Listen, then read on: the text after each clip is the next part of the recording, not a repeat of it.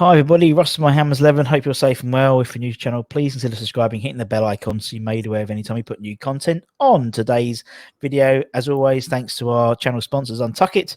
Check them out in the description below for your t-shirt, shirt, polo top, all those types of stuff. All designed to be worn untucked. So you can, go to the office, well, when you could go to the office, and then go to the pub and the shirt would look great. And it's loads of different sizes because I've got plenty. So it's all good. Check them out. Today's guest, he's put Ball Winning FM. He's a clever boy. He's put his Twitter handle, but it's Jack. It's Jack. Sorry to hide behind the Jack. fourth wall. Just Jack. How you doing, Just Jack? Yeah, I'm doing good, mate. I'm doing good. All well so far in lockdown already. So yeah, lockdown 2.0. Yeah, 2.0. How's it generally treating you? Everything, life in general, mate? Well, it's all right so far. My missus is pregnant, so I've missed a lot of the appointments and stuff. So that was a big part of like the lockdown before. Yeah. Which is really annoying, and probably still won't be able to go to any appointments and stuff. But she's due next month, so it's all like happening this sort of month, like build up to it. December baby. December baby. Oh, yeah. dear, that's gonna cost in a few years to come in because they want double birthday and Oh, definitely. birthday and Christmas. Oh, you didn't play very well, did you? No, joking. No, I didn't. No, it's all good luck to you now. It's a amazing experience. It changes your life forever, and I wouldn't change it for the world. Although a few extra nights sleep might be fair now. Yeah, definitely. Doesn't change, but apart from that, everything all right. Everything's good. Well, apart from I live in Tottenham now, so the stadium is just down the road for me. So that's the worst probably part about being in lockdown because I'm in Tottenham. Just in general, because I'm in Tottenham. Yeah, I know. But West Ham are doing all right. They're keeping us interested. They're keeping us excited, aren't they? So they're keeping us on our toes, definitely. Yeah, they always do, and that's why I think there's so many bloody YouTube channels dedicated to West Ham because there's always something to talk about. Yeah, that's very true. It's so much. Not always good things, though, is it? Not always good things. No. But we do nostalgia. We're all positive, and I think you've got to be positive at this time of life at the moment because, as you said, it's so weird at the moment. So that's what we do. We keep positive, and could you imagine? We keep ourselves entertained, don't we? Being a West Ham fan. So I couldn't be a Southampton fan. It's like. No, what the hell? They're doing quite well though. Yeah, but what they talk about, there's no controversy. There's the team doing settled, and the managers finally getting it just seems that I don't know how many Southampton YouTubers there are out there, but I don't think there's any, is there? No, exactly. I hazard a guess there's West Ham's about 10 to 1 of them, definitely. But yeah, and then clubs run like a circus. That's why. Well, yeah, who knows? Yeah. But no, it keeps us all on our toes. You see, it keeps us interested. It's a soap opera, isn't it? It's always been a soap opera. Yeah, ever since I've supported them, it's been a soap opera, and that's why I just think also it's just because it's all part of where we come from as a club. It's always a little bit here, a little bit there, a little bit sort of dip and dive and stuff, and that's what's the West Ham way, isn't it? We never do things easy. I love West Ham. Yeah, exactly. We never do things easy. That's the main easy. crux of the matter. No, nothing's easy when it comes to West Ham.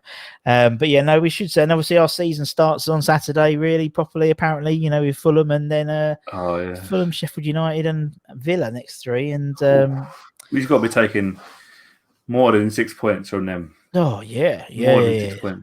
Yeah, you'd hope so. The way we've been playing the last 7 or so games, you would imagine that. So, and also it's important with the Fulham game coming up because obviously this will go out after the Fulham game, but obviously then it's international break, isn't it? So international break. I hate that so much. That's what you need. That's what you need in the lockdown is no Premier League football for a week and stuff. That's so be plenty more of My Hammers 11 coming up. So don't worry about that. We'll keep you going. And you obviously do all your stuff on Twitch, don't you? All your Football Manager stuff and on FIFA Twitch. stuff. Yeah, been doing a Football Manager and FIFA. So how's that going? Is that good? Yeah, we're 4th in the league in the career mode at the moment. So it's pretty decent. I've never, to be honest, last couple of FIFAs I got really into, and then when it came to lockdown, I was thinking, here we go. Then I started this, and so I haven't even bought the new FIFA yet. You know what I mean? It's like I'm well out. So it's like after a couple of months, if you haven't bought it, there's no point really getting it. Then is there? Because like your old team's so weak. Yeah, Ultimate Team is not what I play, so But I definitely recommend getting it when it's a bit cheaper anyway. It's not worth like £50. So no, it's a lot of money in it. It is a lot of money, but it is what it is, and it's entertaining a lot of people at the moment, particularly now. There's nothing decent on TV. Definitely. Well, there's loads of good content on YouTube and Twitch and stuff, but on TV it's nothing good. So, I suppose people have to play. We've had a few guys from FIFA players and George, who's involved in FIFA as well, on the channel, and it's interesting. It's really interesting. Yeah, I've been seeing all the names you've been having on. It's crazy. Yeah, it's been pretty metal. It's been pretty metal, but it is what it is, and people like talking about West Ham. So I'll listen to anyone talk about West Ham, Jack, to be honest. But and that's a great thing. So obviously we've got the game tomorrow, the game on Saturday rather, and obviously we've been playing obviously behind closed doors and things like that. When you watch the games, do you watch them with the crowd noise on or the crowd noise off? Whatever my stream wants to give me, if I'm honest. You cheapskate. Well, you got a baby in the way. You got to make. Exactly, mate. And there's no way I'm paying £15 to watch West Ham. On a stream when I paid £500 for my season ticket. Yeah, it's mental. It's crazy when you think about it like that. But it's like also, I think you could deal with a couple of pop-ups and clicking away from there, and then paying up in it. Yeah. It's not the pop-ups that are a problem, is the buffering. Oh, it gets me every time because I turn it on, I sit down, and then it buffers, and then I have to get back up, keep doing that for 90 minutes, pretty much. It's always I end up if I ever do it, although I don't condone everyone doing it. But if I ever do it, it's always on my phone for some reason, and then. Really? People always text me, and then you go out, you respond. You have to go back, you have to go through the whole process again, keep closing all the pop-ups. It's just not worth it. It's so not worth it. No, I plug my laptop into the telly and then. Yeah, that's what I used to. Yeah, I used to do that. Yeah, I used to do that, and it just can't be bothered now. To be honest, I'd rather watch one of the watch-alongs. You know what I mean, like Hammers Chat, or Orange United, or West Ham Fan TV, and just watch them talking about it because it's not even, I mean, that's at least you like watching it with mates, really, isn't it? Otherwise, it's quite a lonely existence, isn't it? To be honest, at the moment. But yeah, definitely. But it's all good. As you said, at least you've got stuff to keep you preoccupied with the Twitch and the FIFA stuff and the Football Manager. I used to love Football Manager. We used to play it at uni. Oh, it was like the three of us in our house, and it's like. Oh, we should have really. I mean, we did all right coming out of university with good degrees, but you can imagine what we actually would have got if we'd dedicated more time to politics than finding out who's going to get Maxim Zigalko and King Claustra and Kennedy Bakadoro. There's some names. But it was like proper Cherno Sampa. Yeah. But all of them, it was like the first ones to get them were Maxim Zigalko was brilliant. He was a great striker. Yeah. Back in the day, that was proper before your time, Jack. Yeah. Right. So, first question I always ask, and 8 minutes in, that is not bad for me today, is why are you a West Ham fan? Because obviously we're matching today. It wasn't planned. Not planned at all. You could have picked any shirt from your eras, and you picked the same one as me today. Why are you a West Ham fan, Jack? It's the ride, isn't it? It's like being on a roller coaster. It's up, downs. And as I said before, it's like a circus. Because you don't know what you're going to get sometimes. Yeah, that's why as well. And I just fell in love with the club and the fans, especially like the fan base. It was like a family, and everyone was together. Yeah. Obviously, nowadays it's not that like a family anymore because there's a lot of bickering in there.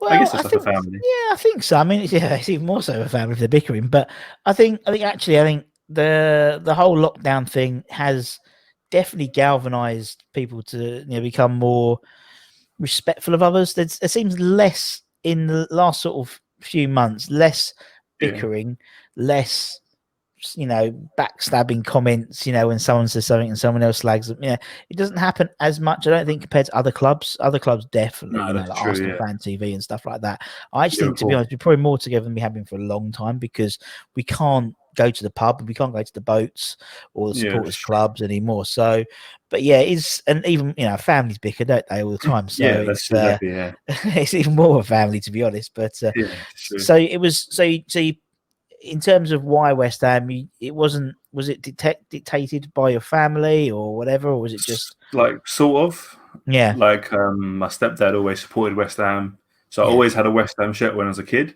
Yeah. But I didn't actually get into football until 2008, 2009, which is crazy. Like I'm 25 now, so it's been a long time since then. And my first ever game was a cup match against Millwall when we beat them 3-1. And Jack Collinson just played after his dad passed away. Oh, God, yeah, that was where it all kicked off, wasn't it? Yeah, it all kicked off. So that was my first ever game. Brilliant. What a first game to go to. West Ham Millwall. God, that played over how many years? And yeah. Exactly. Oh, it's amazing. And then the next season after that, I got a season ticket. And then I was going to West Ham by myself all the time. Yeah. So awesome. I've not gone back since. And I've even got a little West Ham tattoo. Fair play. Fair play. No, I've got tattoos or something which I would never. I'm just can't stand needles. I'll be honest, man. I'm so phobic of them. It's ridiculous. So much so that I said before to some people that I passed out my BCG test. You know, that's nothing. Oh. That's just like the staple gun. You know, like and I passed out on that. So yeah, no, I respect for anyone. I'd love to get a West Ham tattoo or one for my daughter, but. No, I just can't do it, man. Just can't do it. I'll paint it on with a henna. It's a lot of pain. Yeah, it's a lot of pain, and but it's there, isn't it? You've got you said it's going to be there, and you probably when you have your kids, you probably get your kid's name on there as well, and stuff like that. And no, it's beautiful. Yeah, but fair play. I give utmost respect to him when he gets tattoos because I don't know how you can cope with the pain. I didn't know I could cope it either. To be fair, I was scared of needles, but I still am scared of needles. But this is the only thing that I could handle. Yeah, no, too long of the tooth now, I think, to do that. But no, yeah, but you never know. Who knows? Who knows? Maybe I'll put it as a bucket list. Yeah, change your heart. Maybe I'll just go to, when we can all travel again. I'll end up in Thailand and get really drunk and just get one, like huge one, like Hangover Part 2, whatever it was. That'll be me. I'll just go totally the other way. I'll have from having nothing, I'll just have it all. And then I'll get like madness. Exactly, I'll be like 98%, the world's most tattooed man after that because I'll just get the bug for it and that's it. Yeah, it's quite my compulsive side. I can definitely see it. We're like, hello, welcome to my Hammers 11. We digress. So yeah, and as you said, once you go, you're hooked, aren't you? Really? So that in funny years, you probably went to one of the most, in my lifetime, probably the most naughtiest games I've ever been to. I was stuck in the box next to the police control room. I was in the safest place in the stadium, to be honest. Yeah. As you said, like there's so much of a subplot with was he being Millwall, Jack Collison's dad dying, exactly. And obviously we've had Jack on. And he spoke quite candidly about that game and how he was going to. There was no sort of doubt in his mind he was going to play that game. And it's like, it was a massive game. Play to him. It was massive. I remember the moment as well. There was two moments I remember from the game. There was a Millwall fan in the stand, my stand I was sitting in, and Jack Collison did like a flick over a player, and everyone just cheered. Yeah, like I just remember those two moments so like vividly in my brain. I don't know why. Yeah, I remember because Zavon scored, didn't he? Zavon scored, and he went over and sort of said into Jack's ear that that's for your dad, and that he almost went then. God bless him. No, he's top bloke, and they're both. I mean, we've had Zavon as well. He's a top guy as well, and so is Mr. Collison. And that is not a bad first game. I must admit, as first games go, even some people. Exactly, a win. God, that's exactly. That itself is a collector's item. But Millwall, in the cup with all those pictures of you must have thought, God, it's like this every week. It's fantastic. I did a little bit. Yeah. Next game you played atmosphere as well outside of the ground as well. Oh yeah, just like tense. You could just feel it, couldn't you? And then your next game's like Hull and it's 0-0. Yeah, I literally went to that whole game. It's just like typical like West Ham. That's typical sort of, from the highs to the lows, and it's they got you in, they reeled you in with that really good game, and they're like, well, there we go, we'll palm you off with what you're going to expect for the next 40-50 years now. But it's one of those things that people blink. I've spoken to some people who've been fans for 50-60 years, and they remember the first game and then they just blinked, and now they're in 2020 and have been a season ticket holder for 40 years and crazy, mental. Absolutely love it. And also the foreign ones. I love speaking to all the foreign-based Hammers. Yeah, absolute nutters. Absolute nutters. They are. They're just mental. I always my favourite fans at the moment, apologies to everyone else, are the Fresno Irons in California. They are mental.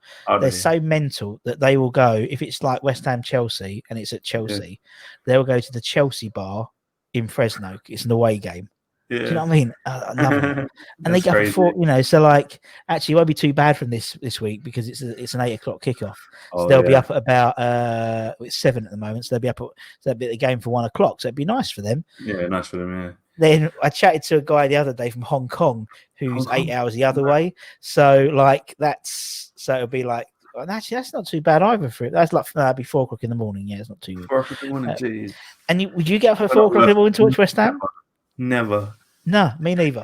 Me neither. Never. And that's what surprised me. But it's because I think we're sort of a little bit spoiled with it. Do you know what I mean? I mean, Yeah, you live in Tottenham, I live in Hornchurch. I live about 20 minutes away. You don't live too far away. You're a season ticket holder, so it's like it's not so much of a bind for you. Where I think those guys, but the Fresno Irons, like the whole family turns up at 4 o'clock in the morning. The kids, they get the bubble machines out, they get all the colouring in, so the kids can like do colouring while they all are watching the game. Oh, amazing. Absolutely amazing. The sooner I can go over, I'd just like to experience a game with them just to see what it's like. California is that? It's Fresno. Fresno's like is the Never town. heard of that place. No, I never heard of it. I'll be honest until I started investigating the Hammers at them a bit more. And the Fresno Irons. So it's in California. So there's like pocket group. Literally everywhere you go in America, it seems you're not more than 30 miles from a West Ham group. I wish I knew about that. Like when I went to LA. Yeah, exactly. Well, we was in LA. When I was on a couple maybe a year or so ago, and I know some of the guys from the Hollywood Hammers. They're the ones, the LA Hollywood Hammers, and so I reached out to them, and they sorted me out a night out and stuff, when I was over there, and it's cool. They're cool guys, and everyone's really cool. As soon as you're a West Ham fan, it's like when you go on holiday or whatever. And I always travel in colours. My daughter knows that we travel in colours.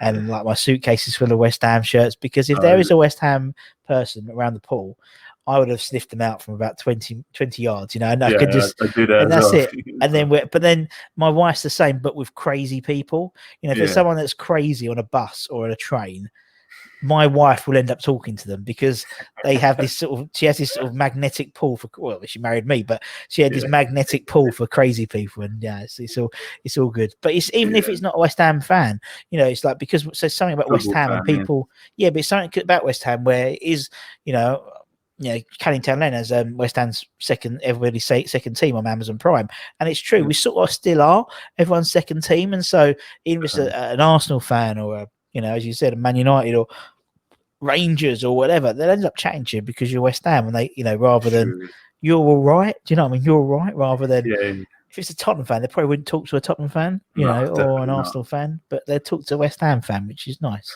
Yeah, very. And we've been social distancing for years because we just go, Irons, go yours, and do the cross hammers. We don't shake hands, we don't nod. That's all we do. And that's very true. It's all good. I love it, and I love it. And doing this show, you've been doing that for years. Exactly, we've been doing it for years. We've been social distancing for years, and for me, it's when we like doing this show, you're sort of chatting to people from all over the world, all different age groups, and you just. Time flies, and I love it because it's just like lovely chatting to people and hearing their stories and stuff. And as you said, I think I must admit, probably your first game is probably up there. We've had over 230, probably. I can't remember. I need to count them up. Interviews in 5 months, which isn't too bad. Wow. Yeah, exactly. It's pretty mental. But obviously, that's probably the best first game I think I've ever heard of. To be honest, it was definitely the best. For me as well, yeah, exactly. I asked for a better one to go to, and it was just as well after I watched Green Street. Oh, brilliant! So it was quite ironic that happened to be Millwall the next day. Brilliant! Oh, so funny. No, the only other one I could ever think of was someone's first game was against Hull City, but we would beat them comprehensively, and it was Steve Potts' goal, and he only scored one goal against Hull City, so that was his. So, but yeah, fair enough. That's a shot in the dark. Yeah, exactly. 1 in 506 games. Bless him. Right. Okay. Let's crack on and go with your Hammers 11 then, Jack. So obviously everyone we've had on the channel have to give their Hammers 11. So the criteria is whatever criteria you want to put on it. Nothing at all. Formation, whatever formation. The only rule is you have to be alive to have seen them play. That's the only rule. Okay. Otherwise, everyone's alive. Otherwise, we'd have all put the same bloody people in the team, isn't it? It'll all be Bobby Moore and Trevor Brooking and stuff like that. But we weren't around to see them. Even I wasn't around to see them. So they shouldn't necessarily be in my 11. That's basically how it all works. So, okay, right. I know you've got it already. I've got my pen on, switched on. Right, let's start in goal, Jack, because in goal's usually the easiest one. It's the easiest one for me. Robert Green. Robert Green, Mr. Green. Mr. Green, yeah. What a player as well. Yeah. Had a howler in him, but most of the time he was a good goalkeeper. I was watching a video from 2009, actually, where he made so many good saves in that one game. We won 2-1 against Wolves, I think it was. Because Evan Hines scored the last goal. Yeah. He's one of those players. I mean, to be honest, goalkeeper is one of the trickiest positions. It is the trickiest position in the game, isn't it? Because at the end of the day, one mistake and it's gone in the goal. It's like if Balbuena does a small back pass, which isn't quite, which is the wrong way, and Fabianski cleans it up, no one remembers about that. No, but if Fabianski skewiffs a ball or he flaps and misses, then everyone knows about it. He was. I think Greeno was probably. So I think we're probably Fabianski now, but he was probably one of our most consistent goalkeepers I think I've seen play for us. And he's just got a bit about him, he's a bit of personality, a bit of banter.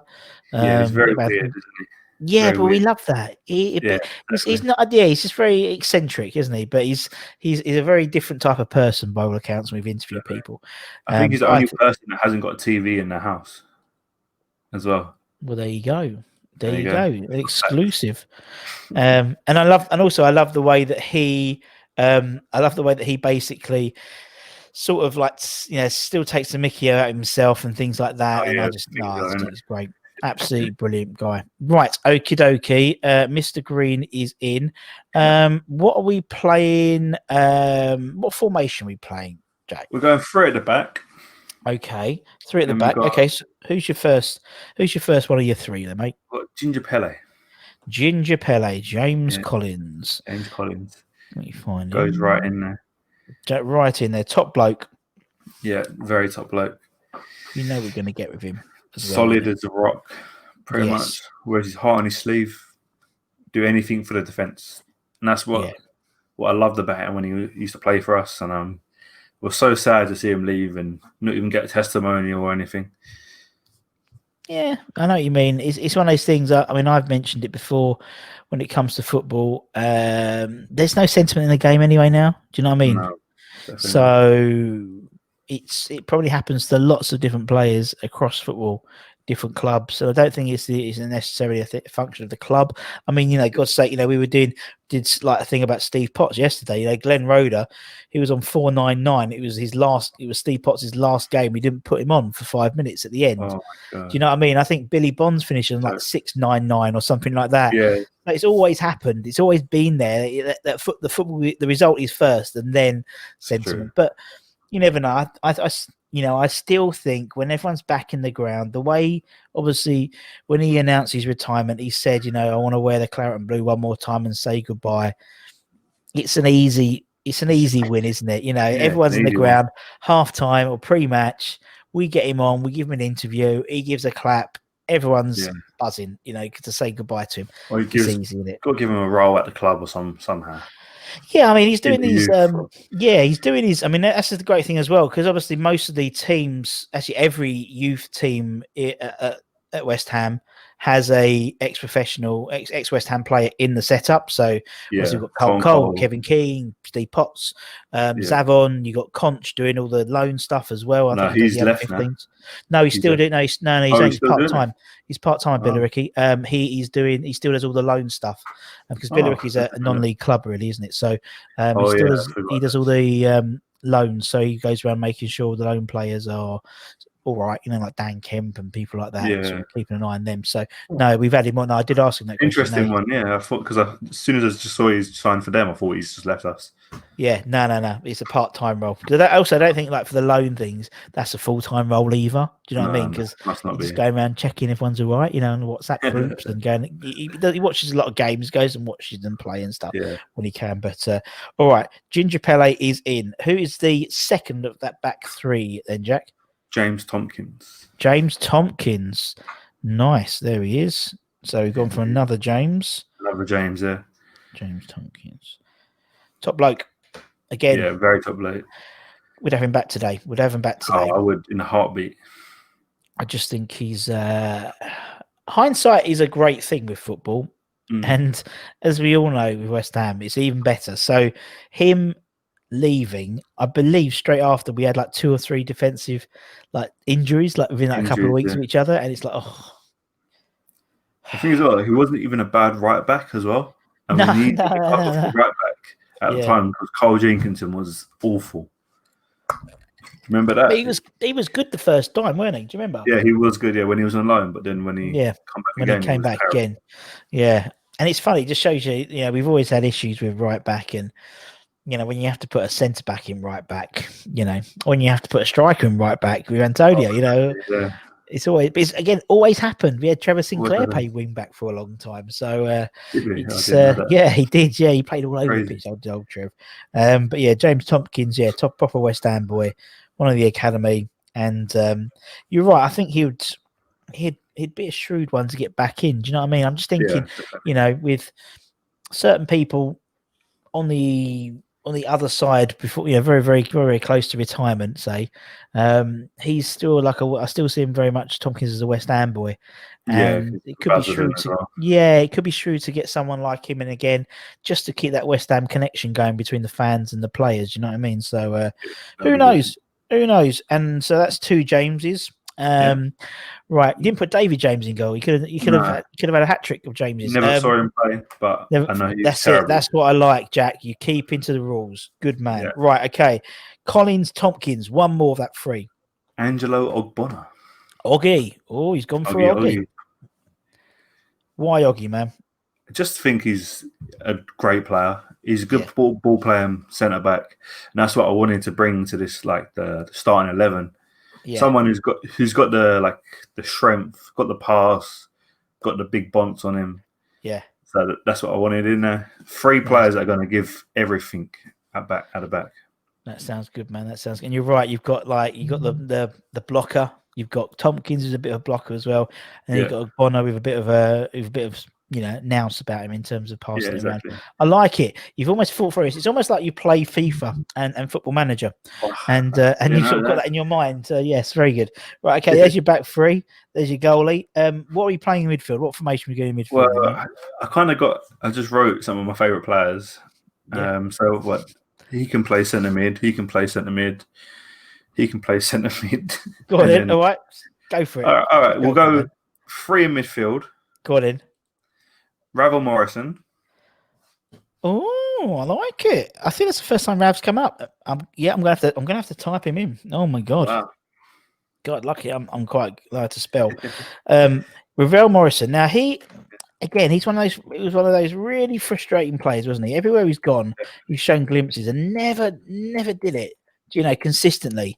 And I think probably that was probably the most consistent he's ever been. Do you know what I mean? Definitely, it's like he was like, there was a period where he was absolutely on fire. That sort of ran that sort of Tottenham game, obviously, around there. So exciting, wasn't he? Such an exciting player.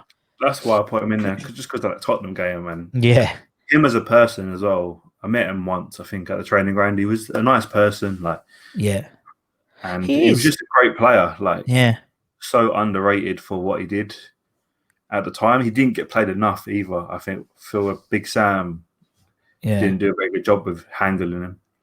Well, I think he had what's it face. I remember listening to an interview. I think Mark did it actually. Nobes did it, and he said that literally him and Nolan were like these minders. So they'd keep phoning him up, and then you come into don't forget training tomorrow. When you've got to phone someone up, a professional football player, and say don't forget to go to training tomorrow.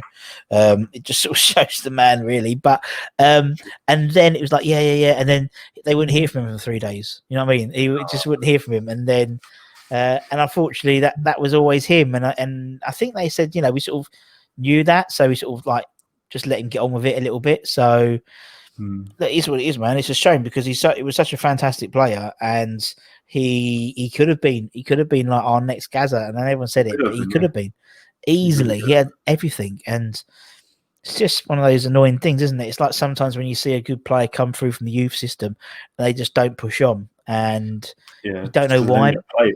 They Yeah, don't but get for played him, enough. it was pure attitude, wasn't it? For it just in the right attitude. When he was on it, he said that's what Yeah. they used to say. When he was on it, he was on it.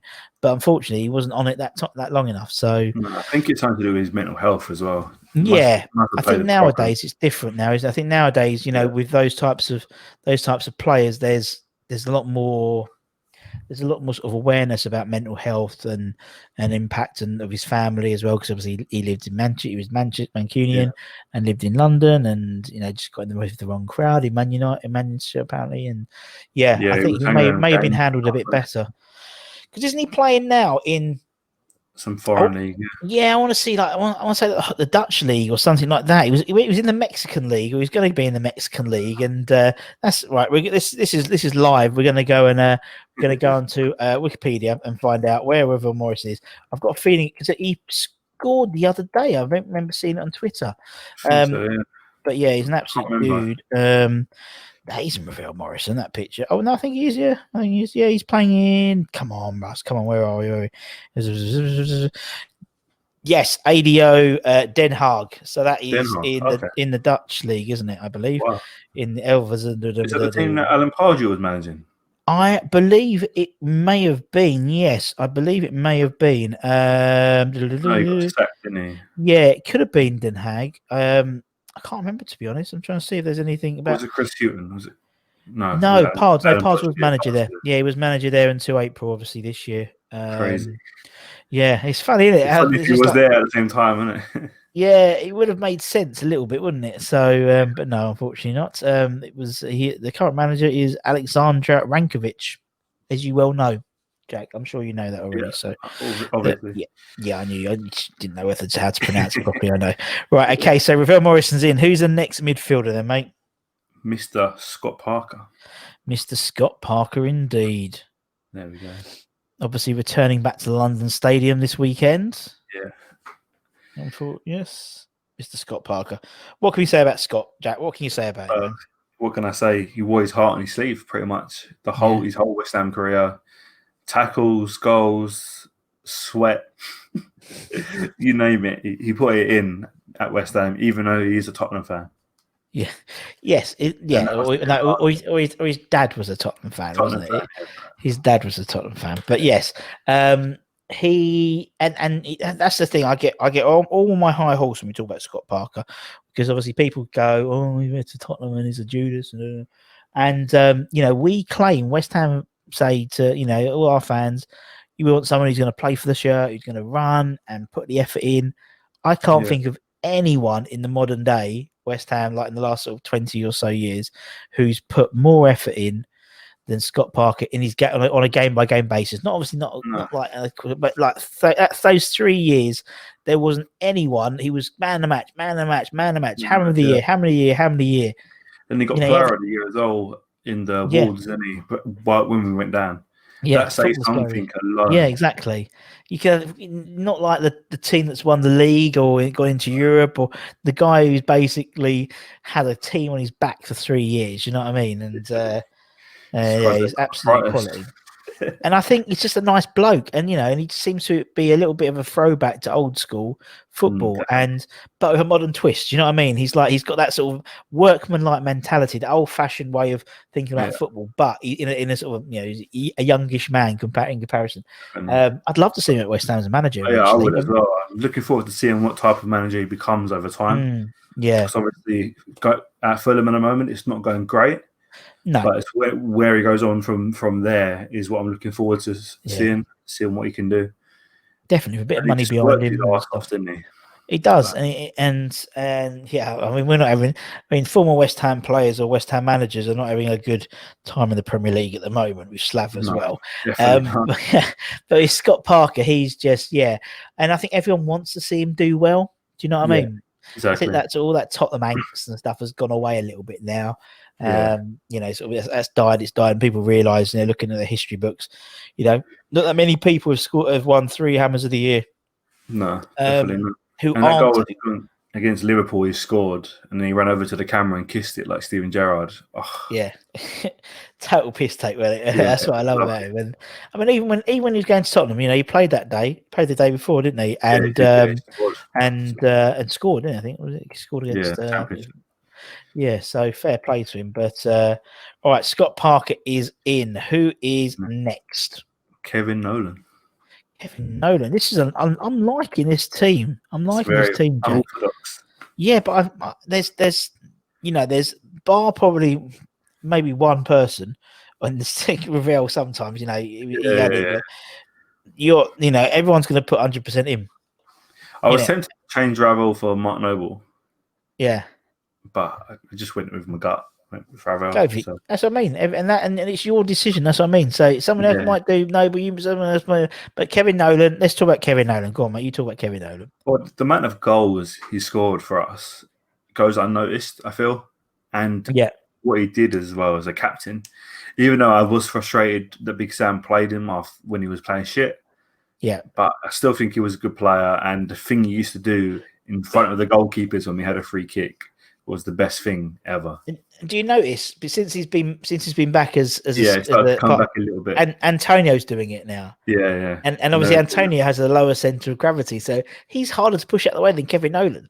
Yeah, he's stumpier. But I know what you mean about Kevin, top bloke, and his celebration as well was just class. Yeah.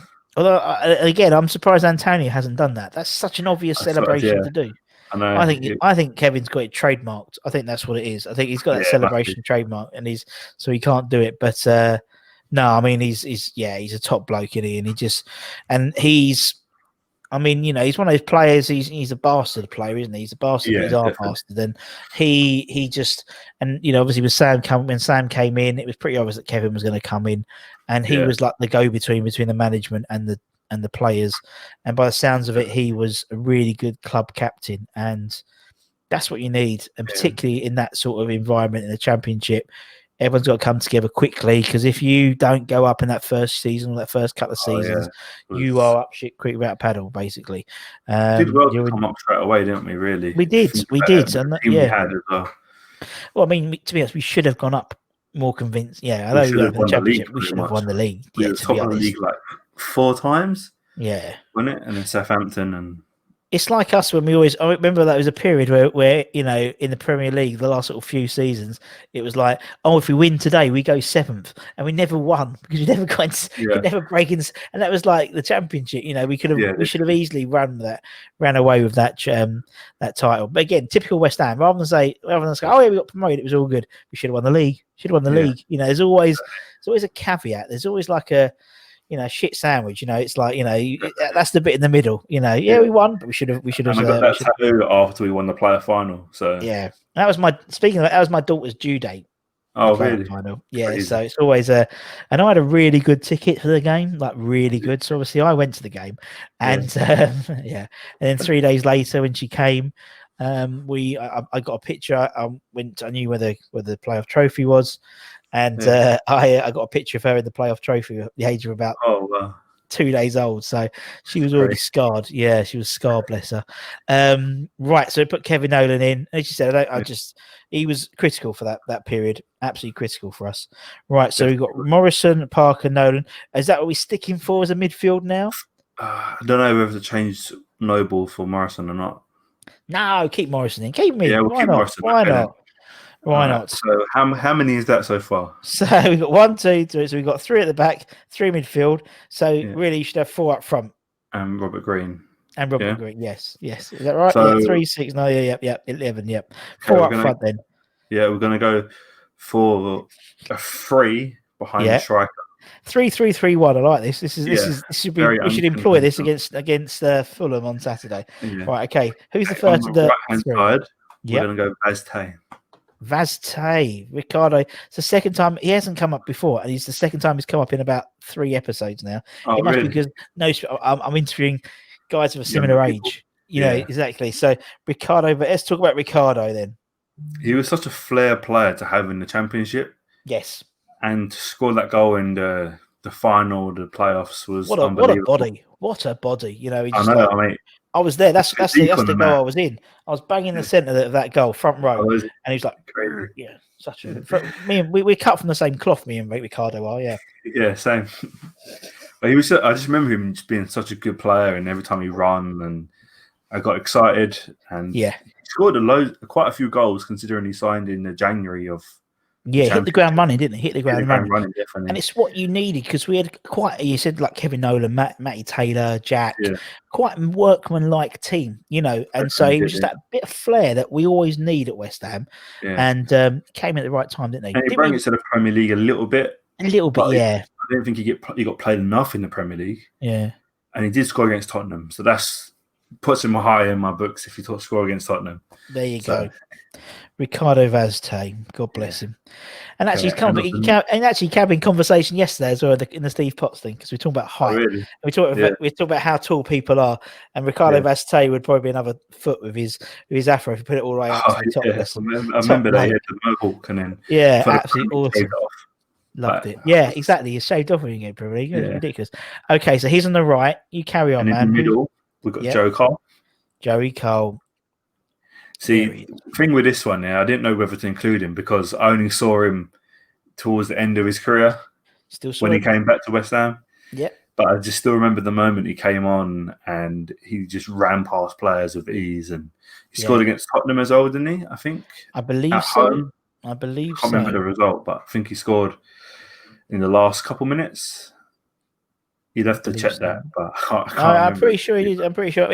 If not, what happens is he took his shirt off. I remember that. Was that Tottenham or was that Man United? I can't remember. But anyway, one of them. He's bound to have scored against Tottenham sometime in his West Ham career, so we don't worry about that too much. But yes, he's just a dude, isn't he? He's just a dude. He's a great player. I've always, because obviously I didn't get to watch him when I was younger. I watched all of his highlights before, and then he came back, and I got to see him in real life, which was really good. Yeah.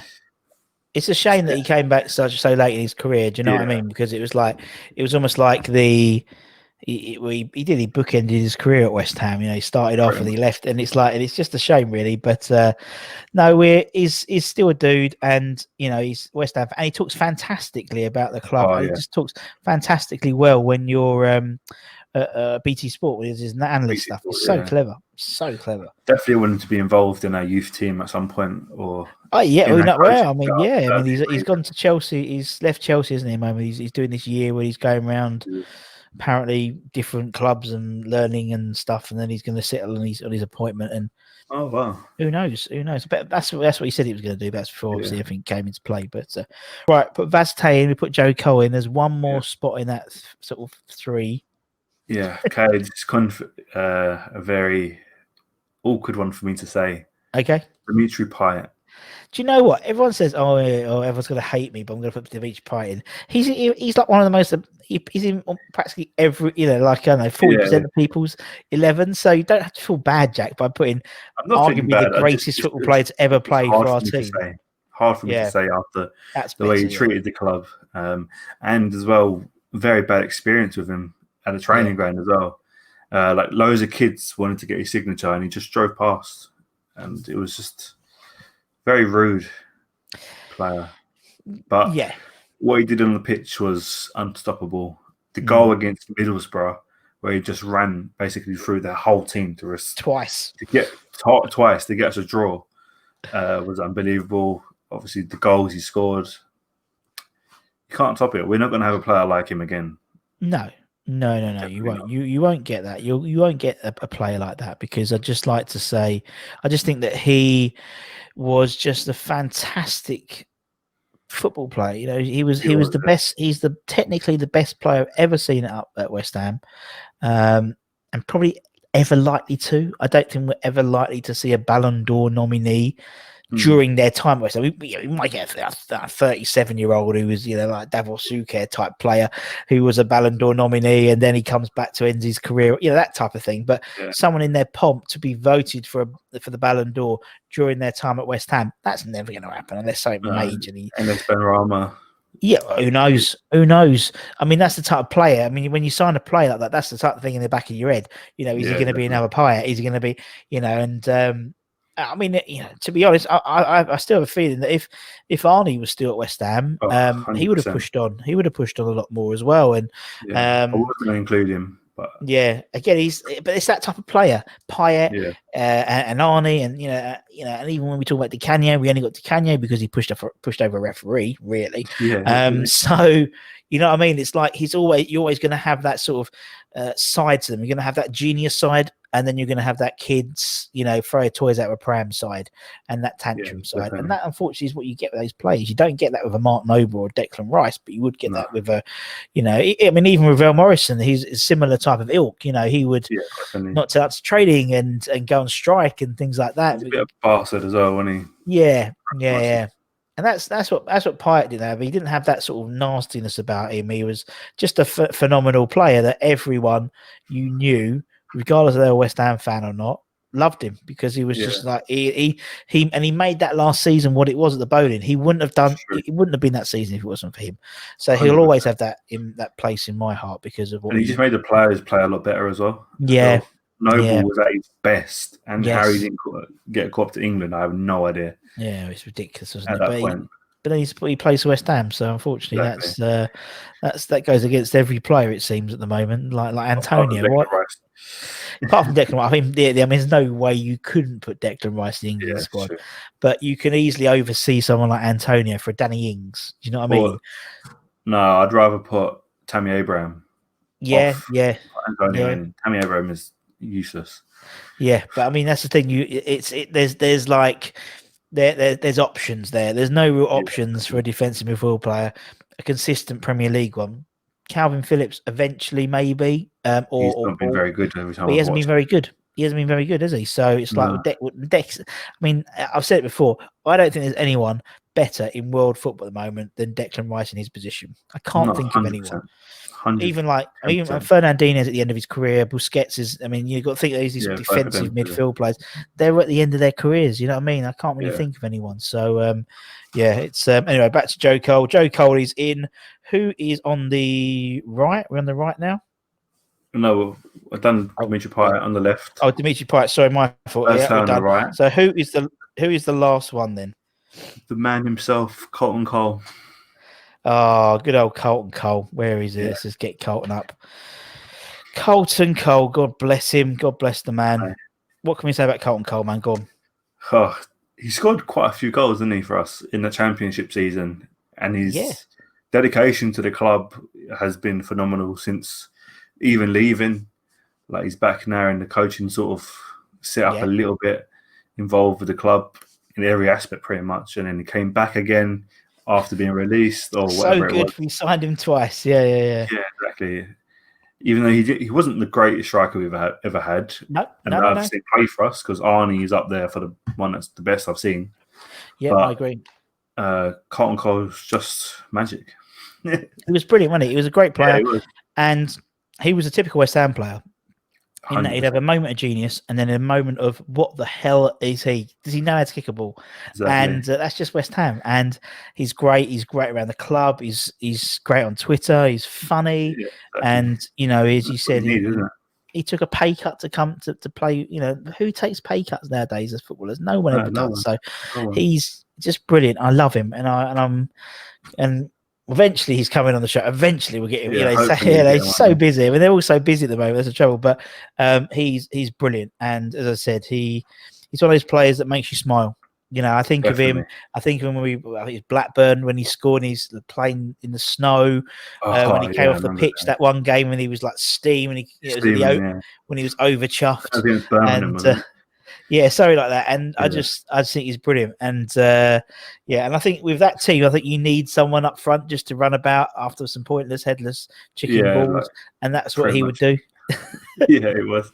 I think there was this one moment that I remember. So like a fellow sitting behind me was giving him abuse, saying, earn your wage and stuff.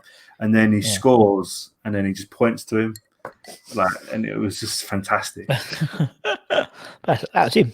That's him. Yeah, literally him. Yeah, he scored so many goals. When he got all the crap from Chelsea fans last season, wasn't it? On the watch-alongs, and he was saying something, and he was like, "He just said, well, I'm a West Ham player for a lot longer than I was a Chelsea player, and they do this, and I work for the club, and fair play." Fair play. Fair play to him, yeah. Yeah, I like people just like take it back because they must have had it so much, particularly someone like Colton. He must have had so much abuse that when now you can, as long as you do it in a constructive way, I think that's fair enough and make them feel really little by doing it. Why not? Yeah, why not, man? And that's Jack, my living. That's it, man. Lovely stuff. Thank you so much, buddy. No worries. Thanks for having me on. It's been a giggle. An absolute pleasure. And good luck with the old good luck with the baby and good luck with the streams and good luck trying to do both. Yeah. Thanks, good luck mate, trying to do both, man. I'm in good the baby's room at the moment, actually, so it's quite funny. No, it's not going to be your room for much longer. Get used to it. You have to move into the garage like I do. I don't even have a garage. Anyway, Jack, thank you so much. Really appreciate your time. And obviously, thank you to everyone for watching. If it's on YouTube, like, share, subscribe. If it's on Spotify, Apple Podcast, Google Podcast, that type of thing, give it a like, give it a share. And from myself and Jack, take care, everyone. Stay safe. Wash those hands. Come on, you irons. We'll see you again. Come and see you again very, very soon. Take care.